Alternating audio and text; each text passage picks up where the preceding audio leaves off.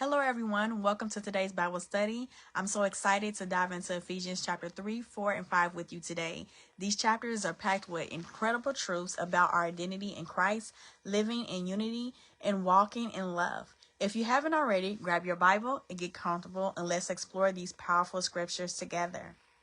And for those that are new here, I just want to let you know that we will go through these chapters, and I would love for you to comment below your thoughts, questions, or any insights you have along the way. This is a community space, and your reflections are so valuable to all of us. And to those that are new here, I want to say hello. My name is Minister Chiffon, and I love to invite you to join us every day as we walk through the Bible together. Make sure to follow me so you don't miss out on any future readings or any updates. You're always welcome here. We're going to be reading again from Ephesians chapter 3, 4, 5. Those are the chapters we're diving into. These chapters are foundational for understanding our identity in Christ and the call to live in unity, maturity, and love. Paul reminds us that we're rooted in God's love, chosen by him, and called to walk in unity as the body of Christ. He also challenges us to live as children of light, reflecting God's love in everything we do. There's a lot to unpack here, so let's get started and see what God is speaking to us through these powerful scriptures. And I do want to encourage you with some questions to reflect on. As we read, think about these questions. Question 1. How does understanding that we are chosen and loved by God change the way you live? Question number 2. In what areas of your life do you need to walk in unity with others? Question number 3. How can you reflect God's love in your daily actions and relationships? Let's read through Ephesians chapter 3, 4, and 5 together. I'll take breaks between the chapters to reflect on key points and engage you along the way. I'll start with Ephesians chapter 3. For this call, I, Paul, the prisoner of Jesus Christ, for you Gentiles, if ye have heard of the dispensation of the grace of God, which is given me to youward, how that by revelation he made known unto me the mystery, as I wrote afore in few words, whereby, when ye read, ye may understand my knowledge in the mystery of Christ, which in other ages was not made known unto the sons of men, as it is now revealed unto his holy apostles and prophets by the Spirit, that the Gentiles should be fellow heirs and of the same body and partakers of his promise in Christ by the gospel, whereof I was made a minister, according to the gift of the grace of God given unto me, by the effectual working of his power.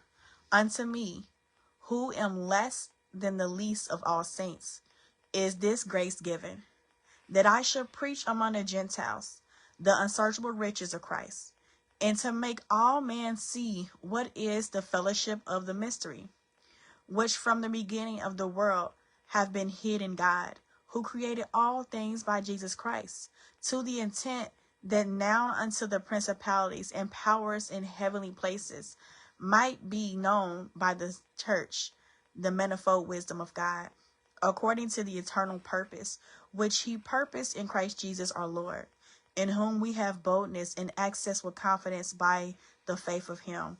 Wherefore I desire that ye faint not at my tribulations, for you, which is your glory. For this cause I bow my knees unto the Father of our Lord Jesus Christ, of whom the whole family in heaven and earth is named, that he would grant you, according to the riches of his glory, to be strengthened with might by his Spirit in the inner man, that Christ may dwell in your hearts by faith, that ye, being rooted and grounded in love, may be able to comprehend with all saints what is the breadth, the length, the depth, and height, and to know the love of Christ, which passes knowledge, that you might be filled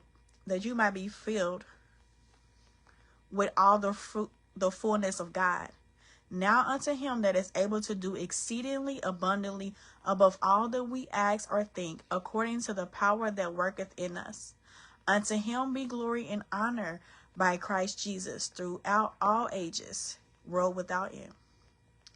In Ephesians chapter 3, Paul talks about the mystery of the gospel and how God's love and grace are immeasurable. He prays for us to be rooted and grounded in his love. Isn't it amazing that we are called to be filled with the fullness of God? How does this truth impact your understanding of your identity in Christ? Let me know in the comments below. I'll read chapter 4 now.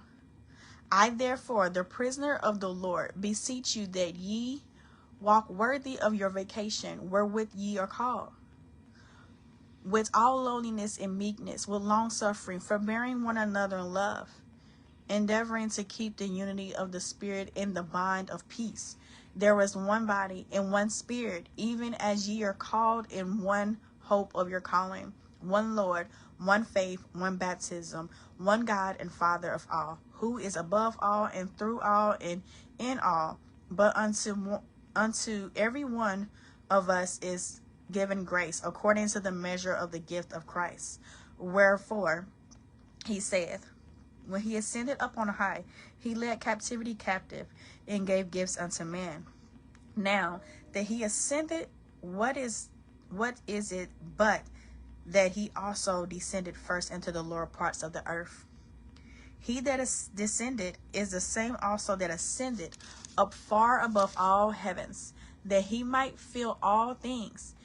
And he gave some apostles, and some prophets, and some evangelists, and some pastors and teachers, for the perfecting of the saints, for the work of the ministry, for the edifying of the body of Christ, till we all come in the unity of the faith, and of the knowledge of the Son of God, unto a perfect man, unto the measure of the stature of the fullness of Christ, that we henceforth be no more children, tossed to and fro, and carried about with every wind of doctrine, by the sleight of men and cunning craftiness, whereby they lie in wait to deceive. But speaking the truth in love, may grow up into him in all things, which is the head, even Christ, from whom the whole body fitly joined together, and compacted by that which every joint supplieth, according to the effectual working in the measure of every part, make increase of the body unto the edifying of itself in love. This I say therefore, and testify in the Lord, that ye henceforth walk not as other Gentiles walk, in the vanity of their mind, having the understanding darkened, being alienated from the life of God, through the ignorance that is in them, because of their blindness of their heart, who being past feeling have given themselves over unto lasciviousness, to work all uncleanness with greediness. But ye have not so learned Christ, if so be that ye have heard him, and have been taught by him, as the truth is in Jesus, that ye put off concerning the former conversation the old man which is corrupt according to the deceitful lust, and be renewed in the spirit of your mind, and that ye put on the new man, which after God is created in righteousness and true holiness. Wherefore, putting away lying, speak every man truth with his neighbor, for we are members one of another. Be ye angry and sin not. Let not the sun go down upon your wrath. Neither give place to the devil. Let him that stole steal no more, but rather let him labor, working with his hands the thing which is good, that he may give to him that needeth. Let no corrupt communication proceed out of your mouth, but that which is good to the use of edifying, that it may minister grace unto the hearers. And grieve not the Holy Spirit of God, whereby ye are sealed unto the day of redemption. Let all bitterness and wrath and anger and clamor and evil speaking be put away from you with all malice. And be ye kind one to another, tender-hearted, forgiving one another, even as God for Christ's sake hath forgiven you. Beautiful, beautiful, beautiful. In Ephesians chapter 4, Paul urges us to live in unity, humility, and maturity. We're called to use our gifts to build each other up and walk worthy of our calling. How does this embracing your calling and walking in unity with others change the way you approach relationships and your role in the body of Christ? Let me know in the comments below. I'll read the last chapter of the night. It is Ephesians chapter 5. Be ye therefore followers of God, as dear children, and walk in love, as Christ also hath loved us, and have given himself for us an offering and a sacrifice to God for a sweet smelling Savior. But fornication and all uncleanness or covetousness, let it not be once named among you as becometh saints, neither filthiness, nor foolish talking, nor jesting, which are not convenient, but rather giving of thanks. For this ye know that no whoremonger, nor unclean person, nor covetous man who is an idolater have any inheritance in the kingdom of Christ and of God. Let no man deceive you with vain words, for because of these things cometh the wrath of God upon the children of disobedience. Be not ye therefore partakers with them. For ye were sometimes darkness, but now ye are light in the Lord. Walk as children of light. For the fruit of the Spirit is in all goodness and righteousness and truth, proving what is acceptable unto the Lord. And have no fellowship with unfruitful works of darkness, but rather reprove them. For it is a shame even to speak of those things which are done of them in secret. But all things that are reproved are made manifest by the light. For whatsoever doeth make manifest is light. Wherefore he saith, Awake, thou that sleepest, and rise from the dead, and Christ shall give thee light. See then that thy walk circumspectly, not as fools, but as wise, redeeming the time, because the days are evil. Wherefore be ye not unwise, but understanding what the will of the Lord is. And be not drunk with wine, wherein is excess, but be filled with the Spirit, speaking with yourselves in psalms and hymns and spiritual songs, singing and making melody in your heart to the Lord, giving thanks always for all things unto God in the Father, in the name of our Lord Jesus Christ, submitting yourselves one to another in the fear of God. Wives, submit yourselves unto your own husbands, as unto the Lord. For the husband is the head of the wife, even as Christ is the head of the church, and he is the Savior of the body. Therefore, as the church is subject unto Christ, so let the wives be to their own husbands in everything. Husbands, let your wives love your wives, even as Christ also loved the church, and gave himself for it, that he might sanctify and cleanse it with the washing of water by the word, that he might present it to himself a glorious church, not having spot or wrinkle or any such thing, but that it should be holy and without blemish. So ought men to love their wives as their own bodies. He that loveth his wife loveth himself.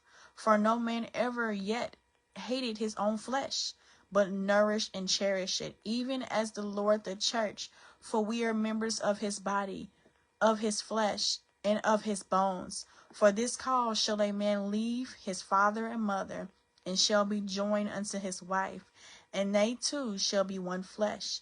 This is a great mystery, but I speak concerning Christ in the church.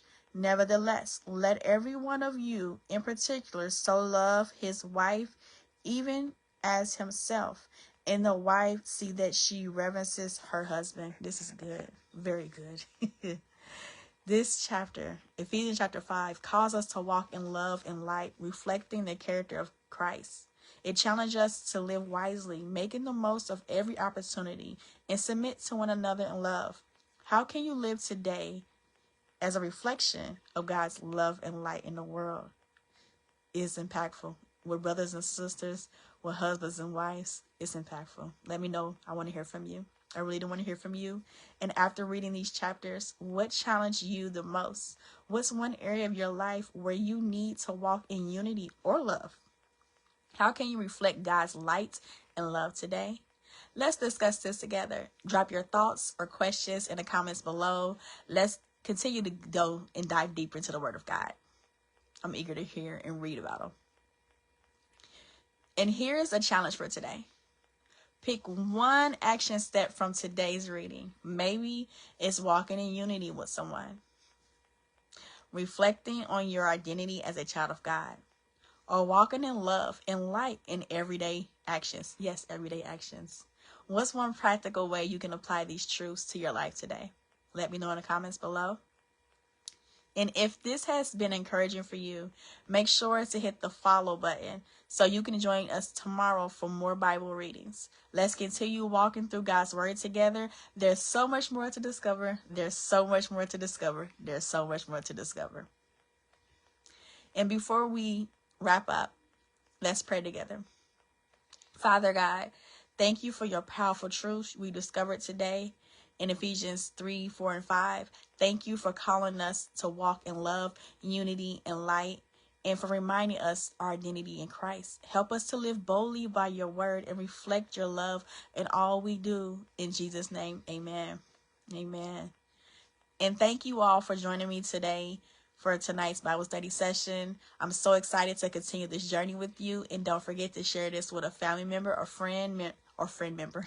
That's a friend member too, who might benefit from reading God's word with us. Let's keep growing and engaging in his truth together. Bye-bye.